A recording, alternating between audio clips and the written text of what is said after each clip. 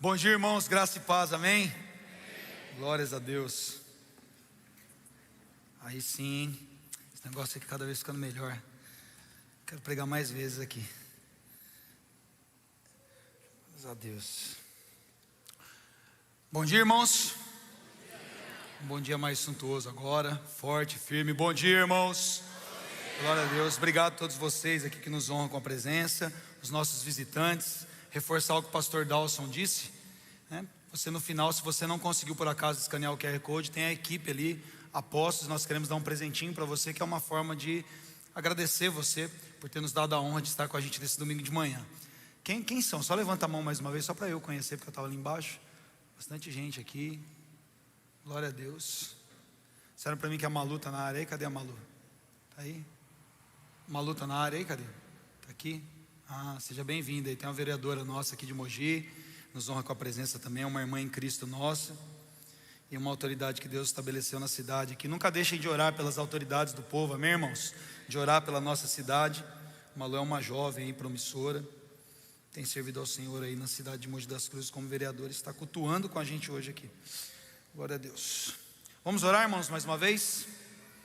Feche seus olhos se você puder. Pai, nós te louvamos pela tua presença nesse lugar. Nós te louvamos, meu Pai, por tudo que o Senhor já tem falado e feito em nosso meio, porque nós acreditamos que no momento que nós pisamos aqui, o Senhor já estava se manifestando com o seu poder, curando corações através desse momento dos louvores, trazendo, Senhor, cura para as nossas mentes, para os nossos corações, enquanto nós ministramos as nossas ofertas ao Senhor. Mas nós agora, de uma forma muito especial, queremos pedir que a tua palavra venha, Senhor, fazer aquilo para que ela foi enviada e caia, Senhor, em corações arados agora pelo poder e unção do teu Espírito Santo nesse lugar. Usa a minha vida, que eu não seja, Senhor, nenhum problema, nenhum empecilho para que a sua voz seja ouvida, mas apenas um canal para que realmente o Senhor fale através de mim nessa manhã, com o teu povo que está aqui, para a honra e glória do teu santo nome. Nós oramos, Jesus. Se você concorda, diga amém. Abre comigo lá em 1 Coríntios, no capítulo 13. Hoje nós vamos começar uma série de mensagens que vai se estender pelos domingos de maio, com o tema Verdades Difíceis de Engolir. E hoje nós vamos para o primeiro episódio dessa série. E eu queria ler os primeiros versos desse capítulo tão conhecido, 1 Coríntios capítulo 13, os 3 primeiros versos, que dizem assim na versão NVI: ainda que eu fale a língua ou as línguas dos homens e dos anjos, se não tiver amor, serei como sino que ressoa ou como um prato que retine. Aqui que está a base bíblica para a gente brigar com os bateristas por causa do prato, viu? Está vendo aqui os bateristas? Se não tiver amor, vai parecer um prato. Ainda que eu tenha, brincadeira, gente, é que o som do prato isolado é muito complicado, mas o som dele na soma de todas as outras coisas faz sentido. É por isso que seria como apenas um sino retinindo. A soma dos sons traz essa diversidade musical agradável, mas se você ficar ouvindo só um som de lata batendo na sua orelha o tempo todo, isso é cansativo. É isso que o apóstolo Paulo está dizendo. Ainda que eu tenha o dom de profecia, saiba todos os mistérios e todo o conhecimento, e tenha uma fé capaz de mover montanhas, se não tiver amor, nada serei. Ainda que eu dê aos pobres tudo o que possuo e entregue o meu corpo para ser queimado, se não tiver amor, nada disso me valerá. Bom, o nome do primeiro episódio hoje é Por Favor, Não Faça. Nós estamos lendo um texto aqui incrível, um texto que muitas vezes a gente usa até nos casamentos, né? Porque é um texto tão poderoso. A continuação dele dá descrições, né, características desse amor ágape, né? É um amor paciente, bondoso, é um amor que não se ressente do mal, é um amor que não busca os seus próprios interesses. Enfim, é o amor perfeito, é o amor de Deus. Mas a introdução desse texto atrela todas as atividades, ou todas as boas obras, ou todos os gestos de caridade que nós podemos fazer ao amor como uma necessidade para validar aquilo que nós estamos fazendo. O apóstolo Paulo diz que você pode fazer coisas que parecem ser muito grandiosas, ou até mesmo ter habilidades que se destaquem entre os demais, mas diante de Deus, essas coisas só fazem sentido se tiver amor.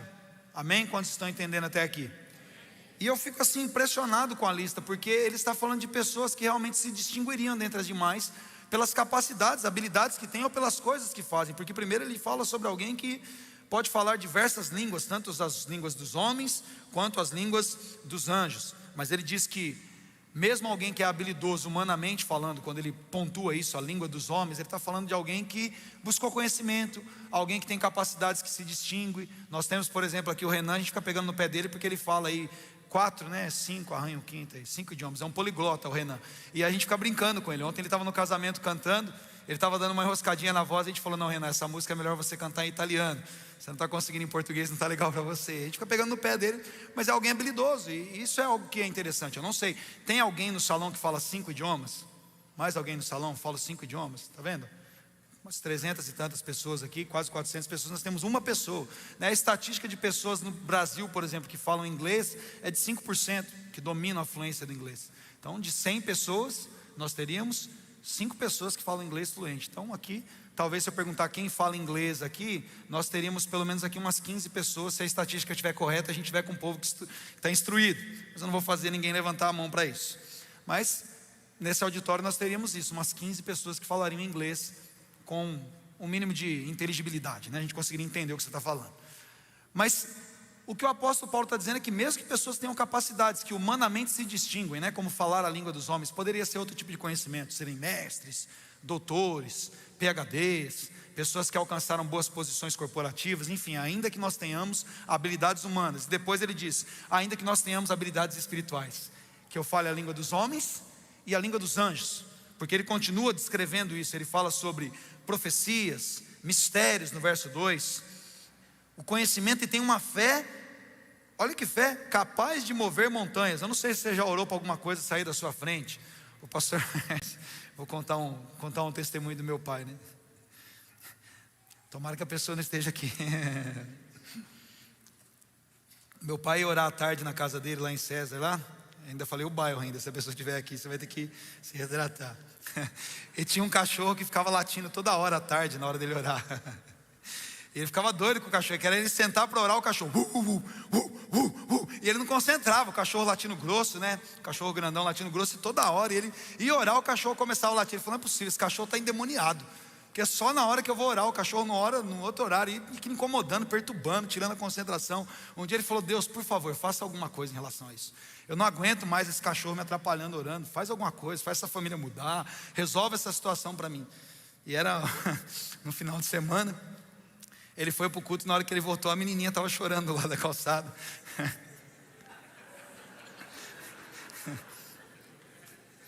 Ele falou: o que aconteceu? Ele falou: não sei, o cachorro estava bem. Meu Deus, eu tenho dó do cachorro, gente, aqui a história é engraçada. Eu não sei, o cachorro estava... Mas quando que aconteceu? Não, foi ontem mais ou menos à tarde esse horário e tal. Falei: pô, foi Deus que fez, né? É igual a polícia, quando a polícia falava, né, que estava em confronto com bandidos, com criminosos, e o policial falava que ele não matava ninguém, né? Apertava o gatilho, né? Não podia deixar que Deus fizesse todo o trabalho sozinho. O pastor Laércio só orou: quem dá a vida e quem tira a vida é o Senhor, amém, irmãos? Ele só orou. Deus podia ter feito a família mudar, dar o cachorro para alguém, alguma coisa. Deus entendeu que essa era a melhor maneira de resolver o assunto. E aí o meu pai ajudou a enterrar o cachorro. Pegou o cachorro, levou, enterrou o cachorro, orou pela família, consolou o coração. Mas isso me parece... A história é engraçada. Não estava no meu esboço isso aqui, mas eu lembrei. Eu estou achando muito engraçado isso. O café é gostoso, hein, gente? Máquina nova de café na cantina. Isso me parece uma fé capaz de mover montanhas. É uma coisa que está na sua frente, tirando você da sua rota, daquilo que você tem, dos seus propósitos, objetivos. É claro que isso é um exemplo para você se descontrair um pouco nessa manhã, a não ser que você seja o dono do cachorro. E se for, perdoe a gente nunca orou por isso, né? Deus que decidiu. Mas amém. Eu não sei quantas vezes você esteve diante de uma situação que parecia que ela estava realmente ali intransponível, que era uma coisa muito grande para você, que roubava sua paz e seu sossego, e você ora e a coisa resolve. E isso acontece com constância. Mas o apóstolo Paulo está falando de pessoas que têm uma fé capaz de transportar montanhas, capaz de mover situações que parece que não vão ser resolvidas de uma maneira natural. Vocês estão me entendendo? Mas a fé resolve essas coisas. No entanto, ele diz que ainda que a pessoa seja tudo isso, pode falar tantos idiomas que forem, ter recursos que a distinguam entre os homens, ter posições que a distinguam, não importa. Paulo diz que se não tiver amor, tudo isso parece com um som de prato. Cadê? Tem um baterista aí com a mão bem pesada aqui? Cadê? Por favor, Flávio, baterista. Fica batendo no prato para mim ali, pelo menos um minuto ali. Abre a porta aqui. Você vai ver que o pastor briga com os outros. Bateristas, no caso. Eu amo você, tá, Flávio? Eu não vou nem orar para parar de fazer som de bateria. Vai que você é fulminado aí. Em paz. A gente não vai fazer isso não, mas bate aí. Fica batendo aí no prato enquanto eu prego mais um pouco aí. Bate mesmo, não, toca igual vocês tocam no louvor. Bate com vontade. Pode pôr aqui fora se quiser. Na hora que o pastor fala para fazer, ele quer fazer o som do prato ficar bonito, né? Não, toca igual vocês tocam aí. Esses dias aí a gente teve que, os pratos parecia a tampa de marmitex usada, aí teve que jogar uns 3 fora e comprar prato novo. Tudo comido os pratos. Parecia que tinha rato com dente de metal aí, vamos lá. Fica aí. O que vocês acham disso? Ainda que eu dê aos pobres tudo que eu possuo. Já cansou, né? Não cansou? Obrigado pelo exemplo. Tanto quanto cansativo, eu não aguentei 10 segundos com isso. Presta atenção com o que o Espírito Santo está querendo te ensinar nessa manhã. Ainda que eu dê aos pobres tudo, não é algumas coisas, não é parte do que está me sobrando, tudo que possuo. Obrigado, viu, Flávio? Na hora do culto você toca devagarinho, que nem o começo aí. Deixa o microfone fazer o resto. Se não, não, peraí, piora a coisa aqui. E entregue o meu corpo para ser queimado. Se não tiver amor, nada disso me valerá. Bom, a primeira vez que eu comecei a entender esse texto, a minha cabeça entrou em parafuso, porque eu falei, não é possível que alguém não tenha amor e consiga fazer essas coisas. Porque ter conhecimento e não ter amor, para mim parece que é algo plausível, né? A pessoa conhece muito, mas não tem amor. A gente está cansado de ver gente assim, né? A pessoa tem habilidades espirituais e não tem amor. Você já deve ter tropeçado em gente assim também, não é isso? A pessoa prega bem, a pessoa tem o dom de profecia, a pessoa lidera uma comunidade, enfim, e não tem amor. A pessoa é habilidosa em coisas espirituais que Deus deu como presente, mas o amor não tocou o coração. Você deve tropeçar em gente assim também.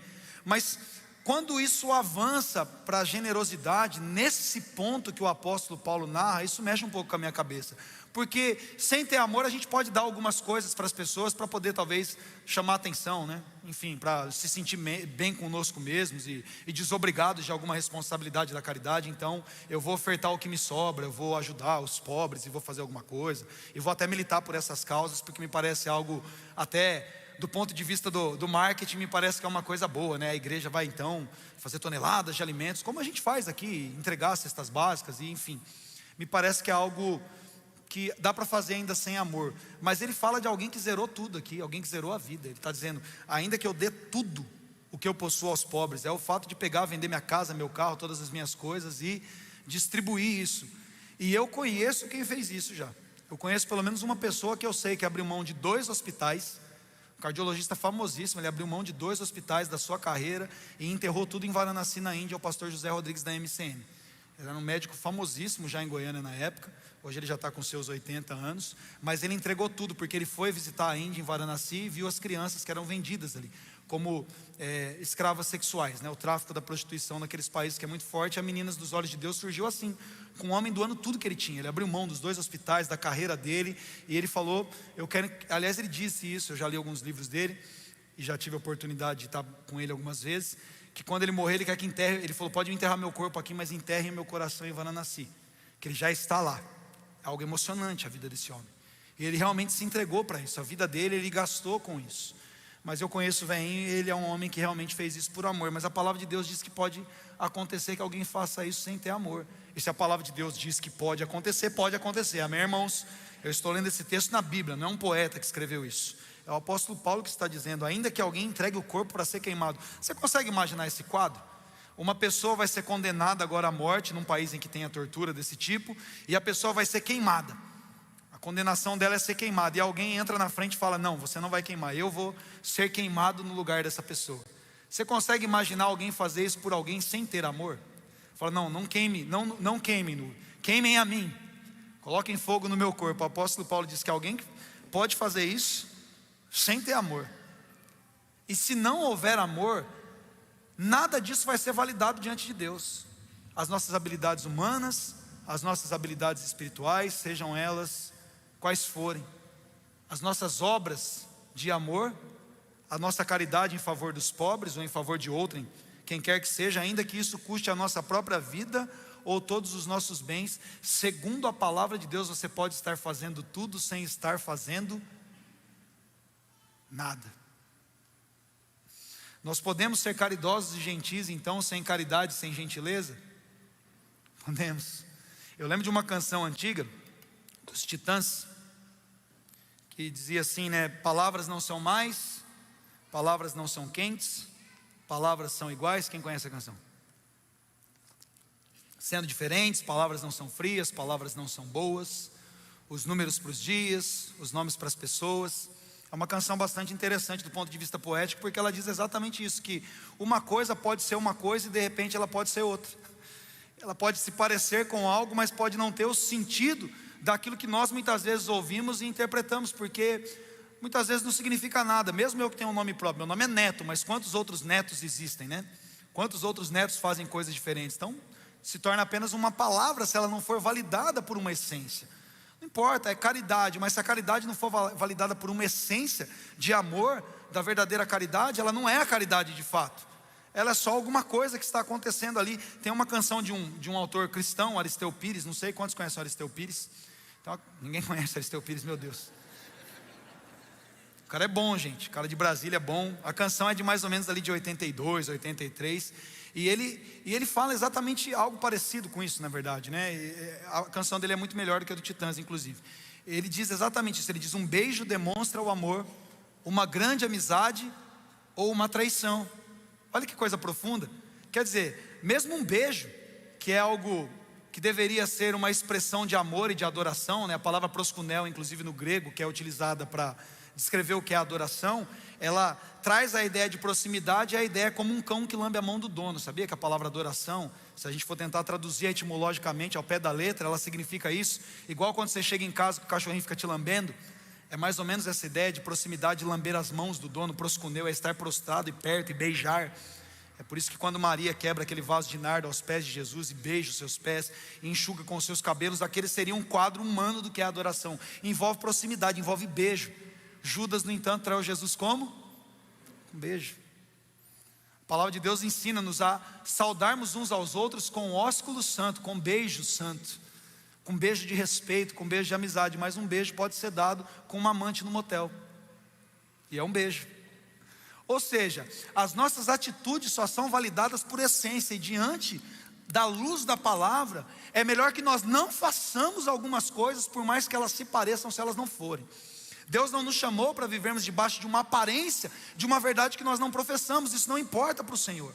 O Senhor quer corações envolvidos naquilo que nós afirmamos fazer para Ele. A única maneira do nosso coração estar envolvido é se nós de fato amarmos o Senhor. Amém, irmãos? Se nós de fato amarmos a Sua palavra. Façam tudo com amor. É o que a palavra de Deus diz. Nós somos chamados para fazer tudo com amor, a envolvermos o nosso coração, a gastarmos a nossa vida por isso. Jeremias 48, verso 10, esses dias eu subi uma palavra, pode colocar Jeremias 48, verso 10. Quem não sabe, a gente está fatiando os canais aqui, deixa eu aproveitar aqui e falar isso com os irmãos. Esse canal que nós temos a live, nós estamos deixando apenas para as nossas transmissões mesmo ao vivo. Nós criamos um outro canal com o nome Burning Music, um canal com o nome Burning Music, é onde a gente está colocando os nossos louvores. Então, os períodos de louvor, alguma canção deu certo, a gravação, a filmagem ficou legal, a gente pega essa, recorta e sobe para o Burning Music. Então, quem não fez inscrição lá, tem um canal que chama Burning Music, específico para os louvores. Então, as canções que nós vamos lançar, aliás, amanhã, nós vamos lançar a Lion, que foi gravado na CEF. Foi demais, né, gente? E o vídeo tá lindo, o áudio tá pesado demais. Então, amanhã às 10 horas da noite tem esse lançamento da Lion, mas não é no canal Igreja Burning. A gente fica procurando, cadê a música? Tá no Burning Music, é um outro canal. Então se inscrevam lá, é um canal novo, está com menos de 1000 inscritos ainda, mas nós vamos migrar todas as músicas para lá. E as palavras, as que eu prego, obviamente, eu estou subindo para o canal Neto Sanoli. Então toda quarta e toda sexta eu estou recuperando mensagens antigas. Quarta e sexta, meio-dia, eu coloco lá e subo para o Spotify na mesma data também de manhã, que às vezes as pessoas estão indo para o trabalho e querem ouvir no carro. Então às 7 horas da manhã eu ponho no Spotify. Então se inscrevam nesses canais, porque esse canal que você está agora, ele é apenas para transmissão das nossas lives. É por questões técnicas, aqui nós tomamos algumas decisões, não dá tempo de ficar explicando. Mas é assim que está acontecendo. Então as minhas mensagens, eu acabei de pregar essa mensagem, ela não vai ficar no canal da Burn. Ela vai sair e vai subir para o meu canal. Então, se você quiser ouvir depois, você precisa ir lá no Neto Sanoli. Bom, Jeremias 48, verso 10, eu subi uma palavra, inclusive baseada nesse texto, que diz: maldito o que faz com negligência ao trabalho do Senhor. Todo mundo quem é crente antigo, principalmente de igreja pentecostal, né? Já ouviu demais isso aqui. Maldito quem faz a obra do Senhor relaxadamente. Quantos já ouviram esse texto aqui? E a segunda parte dela, maldito aquele que impede a sua espada de derramar sangue. Eu subi uma mensagem com esse nome, espadas com sangue, que tem a ver com isso.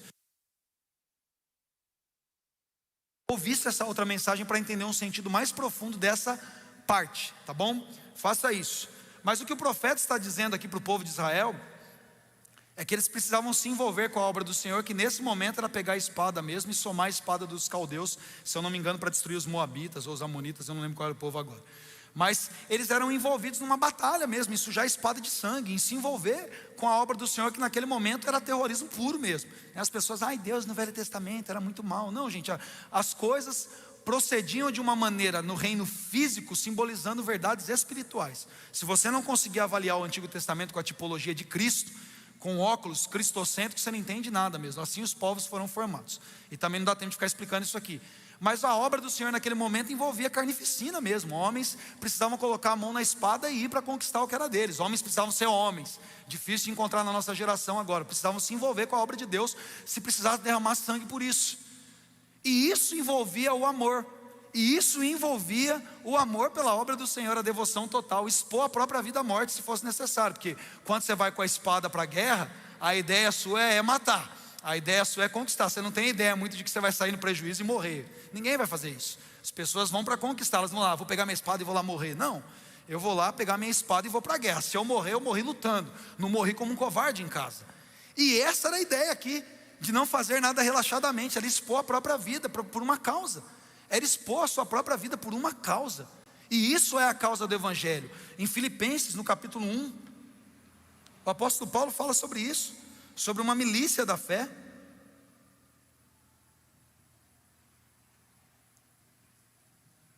Esses dias eu preguei, inclusive usei esse texto. Olha só, vamos ler só esse verso só, o verso 27 de Filipenses capítulo 1, ele diz: não importa o que aconteça. Paulo está preso e falando sobre perseguição, ok? Esse é o contexto. Não importa o que aconteça, exerçam a sua cidadania, ou seja, pessoas que lutam pela sua pátria, pela sua identidade. No caso aqui, uma identidade celestial, é isso que ele está falando. Exerçam a sua cidadania de maneira digna do Evangelho de Cristo, para que assim, quer eu vá e os veja, quer apenas ouça a respeito de vocês em minha ausência, fique eu sabendo que vocês permanecem firmes num só espírito, lutando, unânimes pela fé evangélica. Paulo está dizendo sobre isso. Está falando, não importa o que aconteça, se a coisa ficar mais difícil, se houver perseguição, se assim como eu, vocês precisarem ser presos por confessar a fé, se alguns de vocês, que nós sabemos que aconteceu poucos anos depois, com Nero ficando doidão total, e colocando a culpa aqui da sua falência romana na igreja e a perseguição, isso aconteceu poucos anos depois, eles realmente precisavam ler e entender isso, e nós também precisamos ler e entender isso, não importa o que aconteça. Nós fomos chamados para viver um evangelho que envolve a nossa vida toda. Como diz Paulo em Atos, eu me deixarei gastar pela causa do Evangelho. Paulo está dizendo, não importa se eu vou conseguir sair da prisão e ver vocês, ou se aqui preso eu vou conseguir ter alguma comunicação que chegue por cartas ou por emissários de vocês. O que eu preciso saber é que, independente dos desafios que vocês têm, das dificuldades que vocês têm, o chamado para o Evangelho é um chamado para gastar a própria vida, para militar por uma fé, para exercer uma cidadania de maneira digna, para bater o pé e entender quem você é em Deus. E se não for assim, por favor, não faça. Nós não fomos chamados para vir num culto de domingo de manhã para passearmos numa igreja, irmãos. Nós não estamos aqui porque é o melhor rolê só do domingo. Por mais que nós possamos usar essas frases para chamar os nossos adolescentes, os nossos jovens para estarem aqui, por mais que eu me alegro em estar aqui nesse domingo de manhã e ver tanta gente cantando e adorando ao Senhor, o chamado do Evangelho é um chamado para a morte. O chamado do Evangelho é um chamado para entregar a vida para o Senhor, tal como Ele entregou a vida dele por nós. E nós entendemos muito bem isso, quem nós estamos seguindo. Nós seguimos um homem, Deus, que entregou a sua vida por amor a nós. E nós somos chamados para entregarmos a nossa vida por amor a Ele.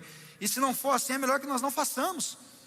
Eu não sei se foi aqui na Burn que alguém citou esse quadro, acho que foi o Foca que citou aqui no Burning Man, e falou daquele quadro que tinha nas casas. Quando eu era garoto tinha um quadro assim com Jesus padrão europeu, né? Que a galera gosta de fazer um Jesus sempre padrão europeu, cabelo com aquela escova que faz babyliss e alisa ao mesmo tempo, e pá, aquele olhinho azul, quase com cílios, assim, aquele Jesus bonitão, com o manto todo brilhando, com o dedo assim, eu preciso de você.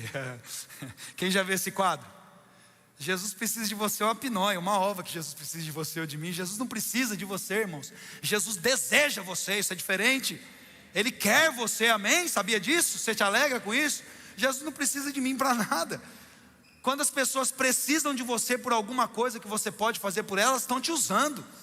Jesus não está usando você porque Ele precisa de você. Jesus te chamou porque Ele quer você, porque Ele deseja você, porque Ele ama você, isso é uma verdade. Agora, precisar de mim, para que Deus precisa de mim? Quando Jesus nos chama, Ele nos oferece um privilégio de sermos envolvidos com aquilo que Ele poderia fazer sozinho, irmãos. Deus podia escrever qualquer roteiro para a história. Deus não precisava escrever um roteiro no qual Ele vinha e morria. Vem cá, no meu livro, aliás, irmãos da Burn Store, coloca o livro no balcão no final lá, por favor. Os livros que tem aí, porque tem muita gente que não leu o livro, ainda não conhece. Então, no último livro que eu escrevi no Fé Processual, eu falo sobre isso. Falo muito sobre isso, inclusive. Que Deus poderia resolver essas coisas sozinho. Eu falo na parte sobre as regras do jogo. Quem que determinou regras para o jogo de Deus? Quem que falou para Ele que tinha que ser assim, o homem vai pecar, então depois pecado só se redime com sangue, não vai nascer ninguém que não peque, então você mesmo vai precisar. Quem que colocou essa regra para Deus? Alguém impôs essa regra para Deus? Alguém impôs para Deus o roteiro da história de como Ele redimiria a humanidade? Ele mesmo escreveu a regra do jogo, irmão. Ele que decidiu morrer por mim e por você. Ele podia falar, não, eu vou perdoar porque eu quero perdoar, e não vou morrer porque eu não quero morrer. Eu que mando perdão a expressão da gíria aqui, mas eu que mando na bagaçada toda aqui, eu que vou fazer do jeito que eu quero. Você acha que alguém falou para Deus, não, você tem que ir lá e morrer, porque se você não morrer, você está sendo injusto? Se Deus quisesse dar um cala-boca para o diabo, cortar a cabeça dele e jogar ele no lago de fogo de enxofre, ele fazia na hora que ele quisesse. Ou o poder de Deus está limitado agora? Alguém acha que Deus não pode fazer o que Ele quer fazer? Alguém aqui acha isso? Deus fez do jeito que Ele entendeu, porque Ele é justo. Isso é muito louco, não é? Deus fez o caminho da justiça, porque Ele é um Deus justo e fiel. Ele é bom demais, Ele é Deus. Ele decidiu morrer por você. Ele falou, eu topo a parada toda. Eu consigo descer lá como ser humano e vou deixar um exemplo de como é possível viver como um ser humano por amor, porque Ele viveu como ser humano. Deus não burlou a regrinha não, viu? Tem gente que pensa que Jesus desceu aqui e que Ele tinha uns superpoderes escondidos debaixo da manga para conseguir escapar das coisas. Não, Ele viveu como você e como eu, como um homem, sujeito às mesmas tentações e não pecou. Ele é bom demais ou não é bom? É por isso que quando Jesus entrar no céu, os anjos falam, santo, santo. Nem um santo só dá para definir, é santo, é santo, é santo. Tem que ficar olhando o dia inteiro um para o outro, falando, Ele é santo, Ele é santo, Ele é santo. Não tem outra coisa para falar, porque Ele é santo. Ele venceu o pecado, e Ele fez isso como homem. Pastor, mas espera aí, Jesus não me parece muito com a descrição de um ser humano, porque Ele viveu como você deve viver, debaixo da influência do amor de Deus e do poder do Espírito Santo. Amém? Ou seja, nós podemos viver em santidade, nós podemos viver debaixo da influência, e é isso que Paulo fala de uma perfeição que parece utópica em Coríntios 13, que você fala, não dá para fazer isso aqui. Que raio de negócio é esse aqui, que o amor não se envaidece, o amor tem paciência, tudo sofre, tudo crê, tudo espera, tudo suporta, não se ressente do mal. Não, parece que não dá, não é assim? Você lê e você fala, não, isso aqui é demais para mim. Isso me parece um padrão inatingível, mas debaixo do amor de Deus e do poder do Espírito Santo, isso é verdade. E nós somos chamados para viver desse jeito aqui, para fazermos nessa dimensão. Deus tem tudo, Ele pode te dar tudo. A única coisa que Ele pede em troca é você mesmo, que você confie nele, abra o seu coração e o ame de todo o coração. Sabe, muitos de nós, talvez pessoas aqui agora, essa manhã aqui, estão aqui obrigados. Ontem eu pregava lá numa Assembleia de Deus lá em Itaquá, e era para jovens e adolescentes, e eu disse exatamente isso. Eu falei, eu sei que muitos de vocês estão aqui obrigados pelos pais. Vocês como adolescentes, né, menores de idade, ou até maiores de idade, segundo a minha ótica, se mora na casa do pai, é o pai que diz como que tem que ser a história, né? Quando meus filhos quiserem decidir essas coisas, eles arrumem o próprio emprego, paguem a casa dele, as contas dele, eles falam como eles querem tocar a vida. Enquanto eles estiverem na minha casa, minhas regras, amém, pais? É assim que funciona. Então, meu pai já me mandou para a igreja até no pescoção. Glória a Deus pela vida do meu pai, é sério. Uma vez meu pai me encostou na parede assim, agora ele é uma flor, voa agora, um homem mais, né, cheio do Espírito Santo. Mas meu pai novão, militar, ele me pegou pelos colarinhos e me encostou na parede porque eu estava sentado na hora do louvor. Entendeu? E eu estava realmente com dor de cabeça naquele dia. Mas ele entendeu que eu estava fazendo corpo mole, que eu estava por causa de namoradinha, essas coisinhas de adolescente.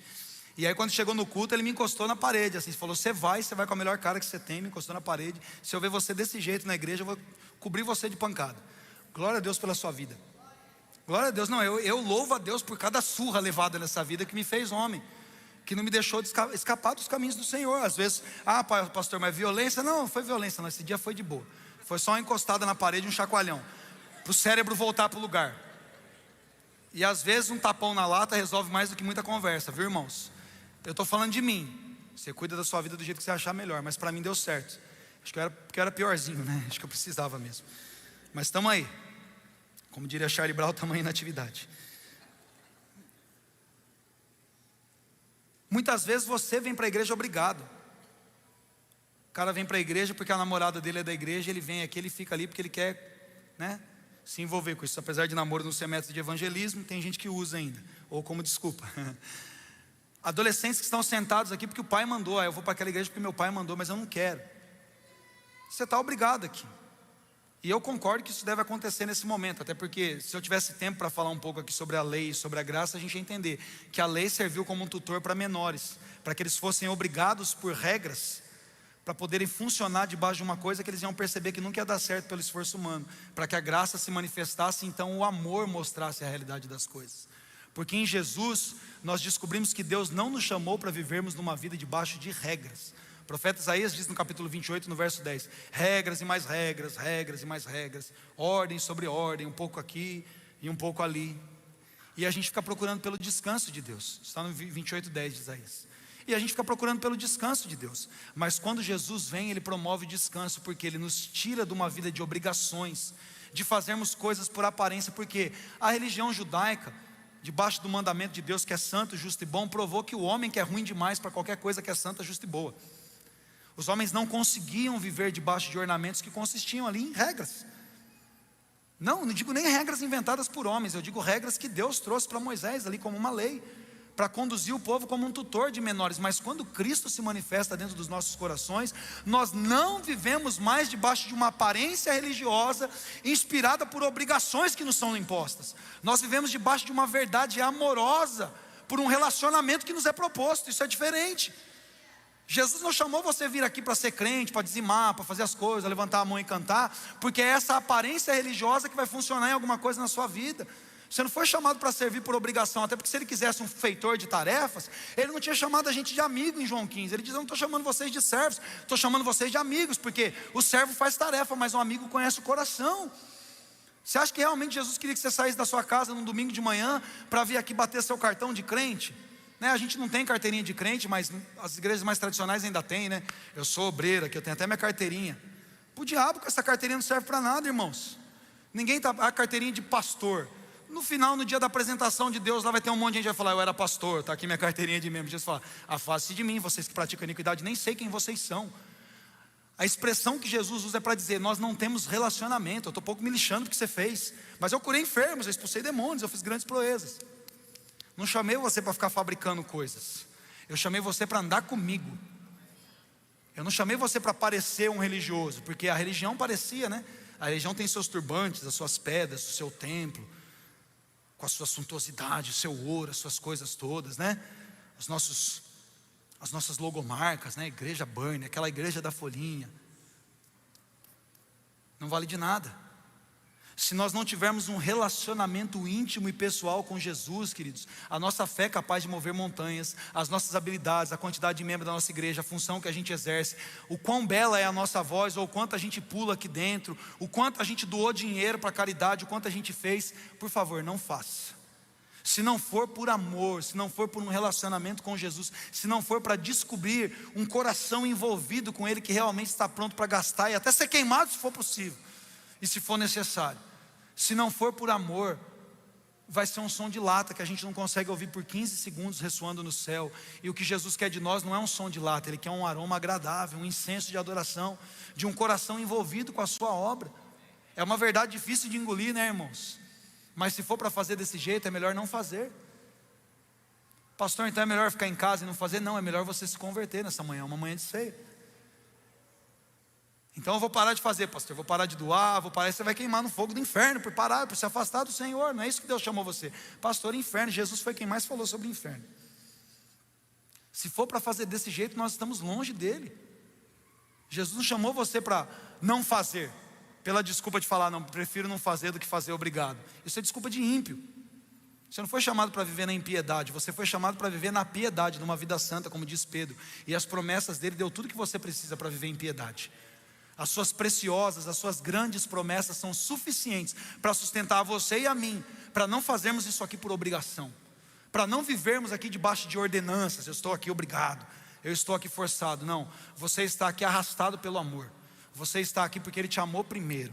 Você está ouvindo isso aqui, pode ser difícil de engolir, pode ser um comprimido grande aqui, que trava na garganta, mas você está ouvindo aqui porque Jesus está dizendo: eu não preciso de você, eu amo você. Eu não quero você fazendo coisas para mim, eu quero você andando, caminhando comigo e trabalhando junto comigo. Eu não quero você obrigado aqui no domingo de manhã. Eu quero você perfumado para o seu encontro comigo e com a sua família, para essa mesa de banquete na presença do Senhor. Jesus quer virar uma chave dentro do nosso coração, da obrigação para o relacionamento, dos feitores de tarefa para aqueles que amam e caminham junto num propósito. Porque só isso faz sentido para nós, irmãos. Porque se for assim, realmente, por favor, não faça. Permita que o Espírito Santo nessa manhã envolva o seu coração com aquilo que Ele está falando. Aqui pode subir aqui. Permita que o Espírito Santo envolva o seu coração naquilo que Ele está dizendo para você. Dói engolir um comprimido com a garganta inflamada, mas é o que vai curar você. Dói ser confrontado pela verdade do Evangelho, mas é o poder de Deus que salva todo aquele que crê. É só o Evangelho pode mudar os nossos corações, irmãos. Eu me converti, ou eu fui alcançado pelo Senhor no meados de 95. Faz tempo já. Vão completar 27 anos desde o dia que eu ouvi a mensagem do Senhor. E eu passei, como todo adolescente, jovem passa, e mesmo depois de adulto, por muitos altos e baixos. A gente vai amadurecendo na fé. Muitas vezes eu me peguei fazendo coisas por obrigação, tentando agradar a Deus com as minhas tarefas, pela minha própria dinâmica e meu temperamento de alguém que parece que tem TDAH. Eu nunca fui no médico, mas se eu for ele vai falar que eu tenho, então não vou.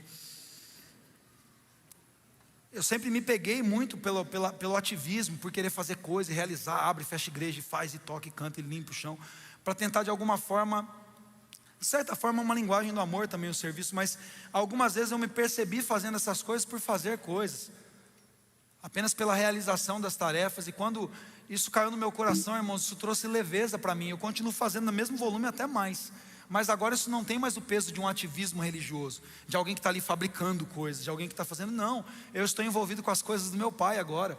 Isso é diferente para mim. O volume de coisas que eu produzo é talvez até ainda maior. Por quê? Porque eu produzo com leveza. Não é mais ativismo. É como um dos nossos valores aqui, que está lá em 1 Tessalonicenses, capítulo 1, verso 3. É o trabalho que resulta da fé. Eu estou caminhando nas boas obras para as quais eu fui predestinado para andar nelas. Lá na fundação do mundo, quando Deus me escolheu, Ele criou um caminho de obras, mas que são feitas por amor. Por quê? Porque Ele me amou. Não é o meu amor, eu não tenho condição de amar nesse nível, mas o amor dele em mim tem condição de me elevar a essa posição. Alguém que está crescendo para a maturidade de Cristo. E é esse amor que está manifesto aqui. É esse amor que está dando uma chacoalhadinha no seu coração. Você está falando: meu Deus, eu preciso mudar algumas coisas aqui. Glórias a Ele por isso. Porque é esse arrependimento que vai fazer com que nós mudemos a nossa mente para servirmos em amor. Para no final das contas a gente não ler como Paulo disse aqui, que não valeu de nada.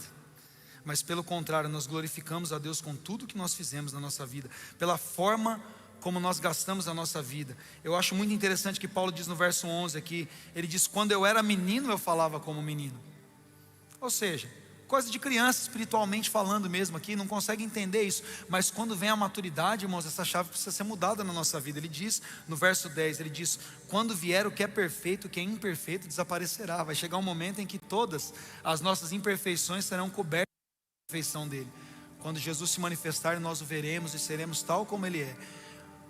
Mas enquanto é dia, nós vamos trabalhar com o nosso coração envolvido na obra do Senhor, por amor, fazendo com amor, fazendo com o coração, do jeito que você faz as coisas que você mais ama, do jeito que você saboreia a sua refeição preferida.